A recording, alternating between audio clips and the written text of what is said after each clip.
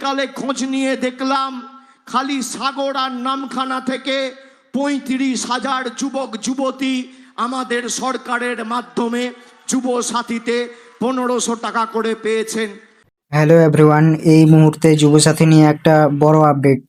Welcome to বাংলার ছেলে Misbaul YouTube চ্যানেলে আপনাকে স্বাগত। তো আগে আপনারা দেখে নিন সেই ভিডিওটা, তারপরে আপনাদেরকে কিছু আমি বলছি, ঠিক আছে? তো আপনারা অবশ্যই ভিডিওটা শেষ পর্যন্ত দেখবেন।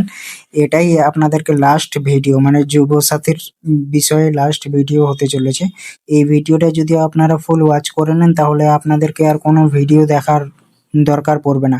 এই ভিডিওতেই মানে সবকিছু যুবসাথীর আপডেট দিয়ে দেওয়া হবে। তো অবশ্যই ভিডিওটা শেষ পর্যন্ত দেখুন। ফিল আপ করা হয়েছিল, যে উন্মাদনা আমি দেখেছি, পরবর্তীকালে খোঁজ নিয়ে দেখলাম খালি সাগর আর নামখানা থেকে ৩৫,০০০ যুবক যুবতী আমাদের সরকারের মাধ্যমে যুব সাথীতে ১৫০০ টাকা করে পেয়েছেন। ফর্ম ফিল আপ করেছেন ফেব্রুয়ারিতে, টাকা পেয়ে গেছেন মার্চে, আবার টাকা পেয়েছেন এপ্রিলে। যারা ফর্ম ফিল আপ করেছেন কোনো মতে টাকা পাচ্ছেন না, আমি কথা দিয়ে যাচ্ছি, আদর্শ আচরণবিধি চলছে, এখন নতুন করে সরকার টাকা ছাড়তে পারে না। ৪ঠা মে ফল বেরোবে, ১৫ দিনের মধ্যে যারা বাকি রয়েছেন সবাই যুবসাথীর টাকা পাবেন, কেউ বাদ যাবেন না। আপনারা যেমনটা দেখতে পারলেন এবং শুনতে পারলেন, মে মাসের ৪ তারিখ পর্যন্ত কিন্তু কারো অ্যাকাউন্টে টাকা যাবে না।